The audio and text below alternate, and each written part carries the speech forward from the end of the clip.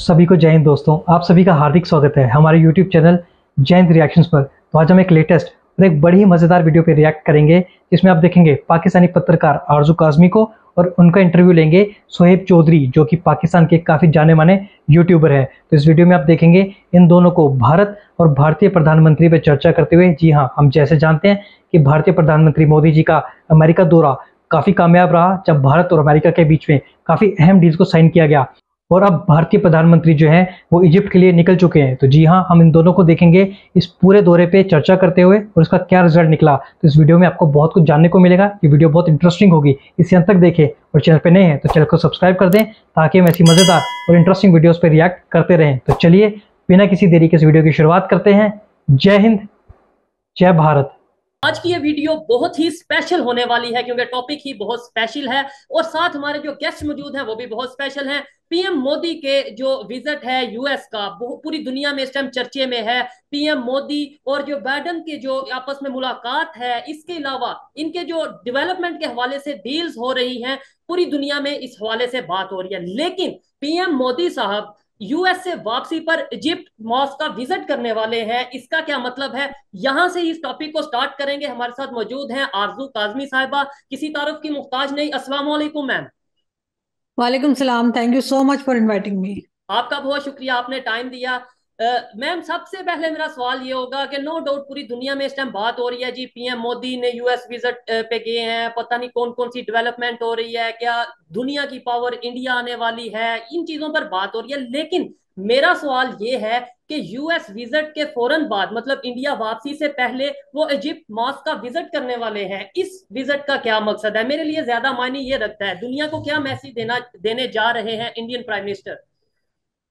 देखिए, जो Indian prime minister हैं पीएम मोदी, वो उससे पहले भी आपने देखा होगा कि जो इनकी पार्लियामेंट का इनॉग्रेशन हुआ था बिल्डिंग का, उसमें भी उन्होंने जो है वो कुरानी आयत जो थी वो भी पढ़ी जा रही थी और मोदी जी वहाँ मौजूद थे। और उसके अलावा भी कई बार हम देख चुके हैं कि इस्लामिक कंट्रीज जो है, जिसमें सऊदी अरब भी शामिल है, वो उनको अक्सर अवार्ड्स वगैरह देते रहते हैं। ये तो सिर्फ पाकिस्तान है जिसके साथ कुछ ना कुछ इशू रहता है, वरना बाकी इस्लामिक कंट्री के साथ तो उनके रिलेशंस काफी अच्छे हैं। इसी वजह से कश्मीर में भी जो इन्वेस्टमेंट की जा रही है उसमें काफी इस्लामिक कंट्रीज हैं जो उनकी तरफ के कश्मीर में इन्वेस्टमेंट कर रहे हैं।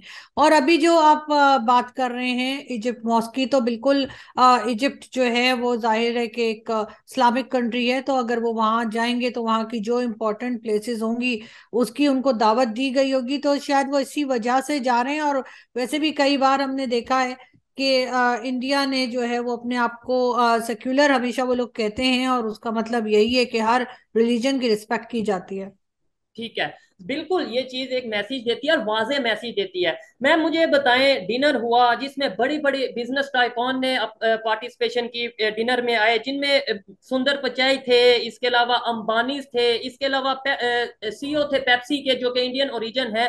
क्या कहना चाहेंगी? एक तो इंडियन प्राइम मिनिस्टर यूएस में, उसके अलावा जो बिजनेस टाइकॉन है, दुनिया के बड़े बड़े बिजनेसमैन हैं, उनमें भी मोस्टली इंडियंस इस टाइम यूएस में। क्या यूएस पे कब्जा होने जा रहा है इंडिया का?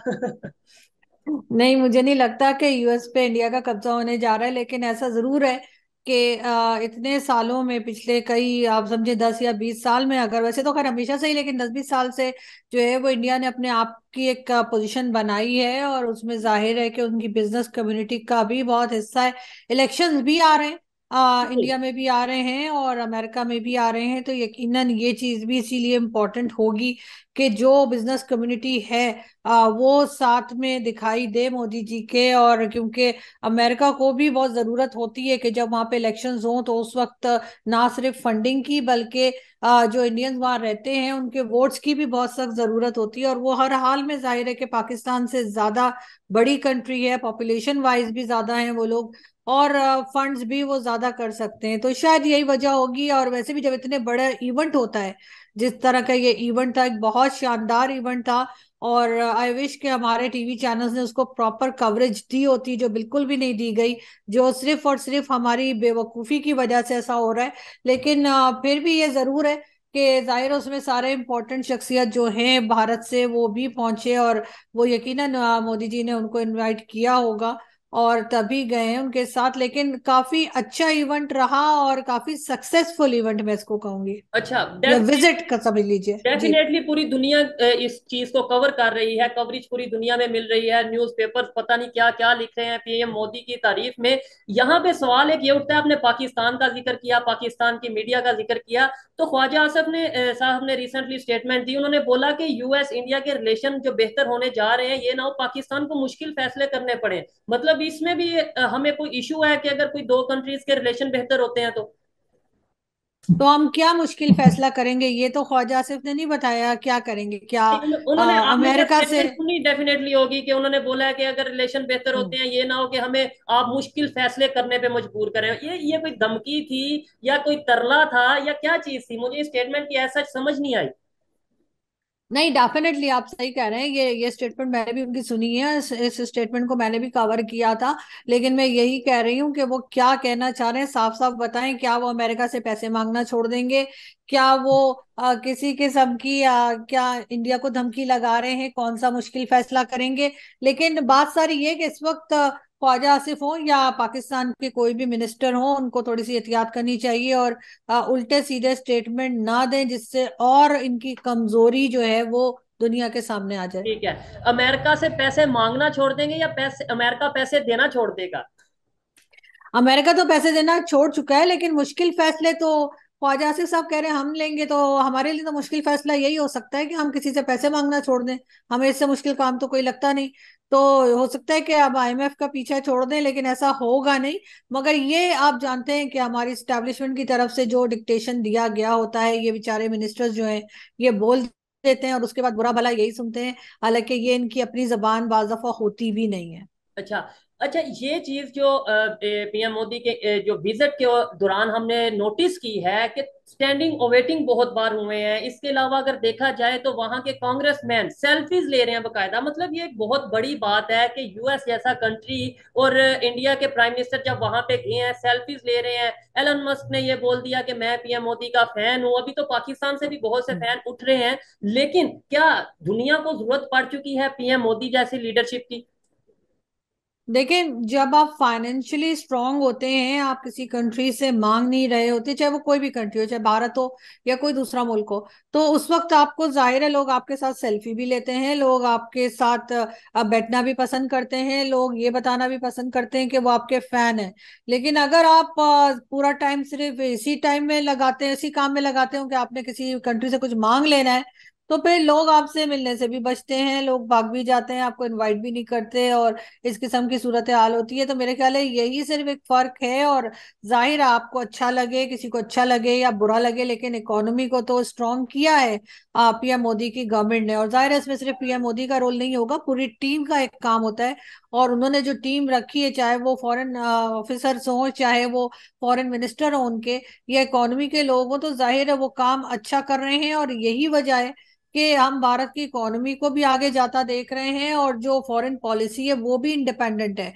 अगर कुछ लोग जो पाकिस्तान से बात करते हैं, यानी कि हमारे शोज में भी आते हैं और बात करते हैं, तो उनका ये भी कहना था कि जो ये विजिट है मोदी जी का यूएस का, वो हमारी स्टैब्लिशमेंट को और हमारी जो गवर्नमेंट है उसको बड़े गौर से देखना चाहिए, और ताकि हम उनसे कुछ सीख सकें और मुल्क को बेहतर कर पाए। लेकिन अनफॉर्चुनेटली हम नहीं देखा कि किसी किस्म की कवरेज नहीं थी, और हमारे टीवी चैनल्स अपना ही गाना गा रहे थे, जो अक्सर ही इमरान खान और बाकी दूसरी जो पॉलिटिकल पार्टीज है उनको लेके होता रहता है, वही होता रहा, और हमने इसको टोटली इग्नोर किया है अपने टीवी चैनल्स की हद तक। तो लेकिन इसका सोशल मीडिया से हमें सारी खबर मिल गई है, वो एक अलग बात है। इसका पाकिस्तान को फायदा क्या हुआ, इंडिया को क्या नुकसान हुआ? मतलब अगर हमने कवर नहीं किया, हमारे मेन स्ट्रीम मीडिया ने कवर नहीं किया, तो इंडिया को कोई नुकसान हुआ है इसका? इंडिया को कोई नुकसान नहीं हुआ है, ये सिर्फ हमारी मेंटालिटी बताई गई है, ये सिर्फ हमारी जेलसी है या हमारी कमजोरी है कि हमने नहीं दिखाया, जबकि हमें दिखाना चाहिए था। और हमें कुछ, जैसे कि कई लोग, मैं पहले कह रही हूँ कि कह चुके हैं, कि हमें उनसे कुछ सीखना चाहिए था कि हम भी कुछ इम्प्रूव कर सकें।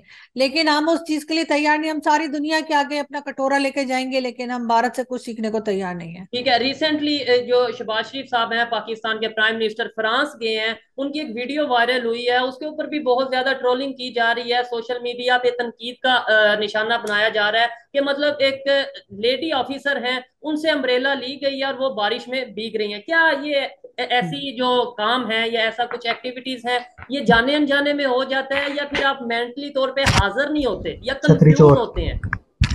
नहीं, मेरे ख्याल है कुछ जाने अनजाने में ही हो गया होगा, अदरवाइज वो तो तो बार एक बार जाने अनजाने में अच्छा हो जाते हैं। एक अच्छा गेस्चर ही दिखा रहे थे, मगर वो भूल गए कि वो लेडी ऑफिसर जो है वो बेचारी बारिश में रह गई। तो वो शहबाज शरीफ साहब, आपको पता है, वो कभी माइक फेंक देते हैं, कभी उनके इस हाँ, किस्म की वीडियोस उनकी तरह तरह की आती, कभी वो कहते हैं मैं मांगने नहीं आया, वो भी बड़ी उनकी वीडियोस चलती हैं। लेकिन बिल्कुल। बात सारी ये है कि उनको चाहे बात करनी आए या ना आए, लेकिन हमारे पास इमरान खान भी आए थे जो बहुत अच्छी स्पीचेस किया करते थे, बड़े अच्छे भाषण देते थे, लेकिन काम इमरान खान से भी नहीं हुआ। तो अब शहबाज शरीफ साहब हैं, ठीक है, उनसे बात करनी उनको नहीं आ रही, लेकिन काम बहरहाल उनसे भी नहीं हो रहा। अब देखते हैं कि जो अगली गवर्नमेंट आएगी वो क्या करती है। लेकिन फिलहाल तो अगर वो गए भी हैं कहीं तो वो पैसे मांगने ही गए हैं। आपने देखा है कि आईएमएफ की मैनेजिंग डायरेक्टर से वो बात कर रहे हैं, और वो बात वो यही कर रहे हैं कि जी आप हमें कुछ फंड दे दीजिए। पता नहीं पाकिस्तान इसमें से कब निकलेगा, लेकिन बहरहाल इसमें से निकलना चाहिए। और मुझे बहुत बहुत मुश्किल लग रहा है कि आईएमएफ के चुंगल से हम बाहर निकल पाए। अल्लाह करे कि हम आज ही निकले, लेकिन अगर रियलिटी देखी जाए तो जब हम कर्जा देने के लिए कर्जा ले रहे हैं और फिर उसको दोबारा उसे उसको रिफंड करने के लिए फिर से कर्जा ले रहे हैं, तो शायद ये बहुत मुश्किल और मुश्किल। तो दोस्तों आशा करता हूँ कि वीडियो आपको बहुत पसंद आई होगी और वीडियो को आपने अंत तक देखा होगा। अगर आपने वीडियो को अंत तक देखा तो आपका बहुत बहुत धन्यवाद। तो बात करें इस वीडियो की, तो आपने देखा कि पत्रकार आरजू काज़मी ने बहुत ही बढ़िया तरीके से प्रधानमंत्री मोदी के इस पूरे दौरे का एनालिसिस किया। और दूसरी तरफ जैसे कि आपने देखा, इन्होंने चर्चा की कि भारत के प्रधानमंत्री जो हैं वो अब इजिप्ट दौरे पर जा रहे हैं। जी हाँ, हम बात करें कि भारत और इजिप्ट के जो रिश्ते हैं वो बहुत ही बढ़िया हैं। जब हमने बात की पिछले इसी साल जब रिपब्लिक डे हुआ था, यानी कि हमारे गणतंत्र दिवस पे जो चीफ गेस्ट थे वो प्रेसिडेंट थे इजिप्ट के, अब भारत के प्रधानमंत्री जो हैं वो इजिप्ट जाएंगे और वहाँ की जो सबसे बड़ी मॉस्क है उसे विजिट करेंगे। और इससे भारत और इजिप्ट के रिश्ते जो हैं वो आने वाले वक्त में और ज़्यादा स्ट्रॉन्ग होंगे और भारत और इजिप्ट के बीच में काफ़ी बड़ी इकोनॉमिक डील जो हैं वो साइन होने वाली है। और हम बात करें भारत के जो रिश्ते हैं वो हमने देखा है कि आने वाले पिछले कुछ वक्त से जो है वो इस्लामिक देशों से बहुत ही बढ़िया रहे हैं, चाहे बात करें हम यूएई से या सऊदी अरेबिया से। तो जो अगर इन दोनों देशों की बात करें जिनको इस्लाम का गढ़ कहा जाता है, उन दोनों ने जो हाईएस्ट सिविलियन अवार्ड है वो हमारे प्रधानमंत्री को दिया है, यानी कि जो उनके सबसे बड़े अवार्ड्स हैं वो भारत के प्रधानमंत्री मोदी जी को वो दे चुके हैं। इससे पता चलता है ना सिर्फ देशों के लेवल पे बल्कि पर्सनल लेवल पे भी जो प्रधानमंत्री मोदी के रिश्ते हैं वो इस्लामिक देशों से बहुत अच्छे हैं। दूसरी ओर हम बात करें तो इसी से प्रूव होता है कि भारत हर एक धर्म और हर एक मज़हब का ख्याल रखता है। इंडिया सिर्फ बोलने के लिए नहीं, इंडिया सच में सेकुलर है। सिर्फ एक पाकिस्तान जैसे मुस्लिम देश को प्रॉब्लम है, बाकी किसी भी इस्लामिक कंट्री को भारत से प्रॉब्लम नहीं है। तो इससे प्रूव ये होता है कि भारत को किसी भी रिलीजन से प्रॉब्लम नहीं है। या प्रधानमंत्री मोदी की हम पर्सनली बात करें तो उनको किसी रिलीजन से प्रॉब्लम नहीं है, मतलब प्रॉब्लम जो है वो पाकिस्तान को भारत से है कि भारत की तरक्की देखिए, आप देख रहे हैं कि पाकिस्तान जो है वो कैसा जेलस हो रहा है। इसी वजह से पाकिस्तान के मीडिया ने भारत के इस प्रधानमंत्री का जो अहम दौरा है उसको कवरेज नहीं दी। जानबूझ के पाकिस्तान इसको कवरेज नहीं दी, पर पाकिस्तान चाह के भी इसे इग्नोर नहीं कर पाया, क्योंकि पाकिस्तान की आम पब्लिक ने और पाकिस्तान के हर यूट्यूबर ने प्रधानमंत्री मोदी का जो अमेरिका दौरा है उसको कवर किया। और दूसरी ओर हम बात करें पाकिस्तानी डिफेंस मिनिस्टर जो ख्वाजा आसिफ हैं, उन्होंने बड़ी कॉमेडियन एक स्टेटमेंट दी है, जैसे कि अक्सर पाकिस्तानी नेता ये देते हैं कि अगर भारत और अमेरिका क्लोज आते हैं तो उन्हें एक कड़ा फैसला लेना पड़ेगा। वेल, ये बात सुनकर तो मुझे भी रिएक्शन के बीच में हंसी आ गई थी कि क्या कड़ा फैसला लोगे भाई? तुम भारत पे हमला करोगे, तुम अमेरिका को धमकी दोगे, मतलब तुम क्या कड़ा फैसला लोगे? मतलब तुमने वो कहावत नहीं सुनी कि बेगर्स आर नॉट चूजर्स, मतलब तुम क्या भीख मांगना बंद कर दोगे? चलो अच्छी बात है, अमेरिका भी ये सोचेगा, IMF भी सोचेगा कि जान छूटे भिखारियों से। वेल, इन्हीं हरकतों की वजह से, ऐसी बेतुकी स्टेटमेंट्स की वजह से पाकिस्तान की जो आज हालत है वो बद से बदतर होती जा रही है। और हमने देखा कि दूसरी ओर हम बात करें भारत के प्रधानमंत्री की, जहाँ पे आपने देखा उनका रुतबा, हर भारत ने कैसा गर्व जो है वो फील किया जब भारत के प्रधानमंत्री को व्हाइट हाउस में 15 बार स्टैंडिंग ओवेशन दी गई। आपने देखा अमेरिका के चाहे बिजनेस टाइकून्स हों, चाहे अमेरिका के बड़े बड़े पॉलिटिशियन हो, हर एक इंसान लाइन में लगा हुआ था प्रधानमंत्री मोदी की जो है सेल्फी लेने के लिए। वेल, इससे दिखाता है कि ये जो सेंचुरी है, ये आने वाली जो सदी है, 21वीं सदी, ये भारत की होने वाली है और हम सब भारतवासियों को मिलकर अपने देश की उन्नति में सहयोग देना चाहिए। तो आशा करता हूँ कि वीडियो आपको पसंद आई होगी, आपको रिएक्शन में काफ़ी मज़ा आया होगा और काफ़ी कुछ जानने को मिला होगा। ऐसी इंटरेस्टिंग और लेटेस्ट वीडियोस पे रिएक्ट करने के लिए आप चैनल को सब्सक्राइब कर सकते हैं। तो चलिए अगली वीडियो में फिर मिलेंगे, तब तक आप अपना ध्यान रखिए। जय हिंद, जय भारत।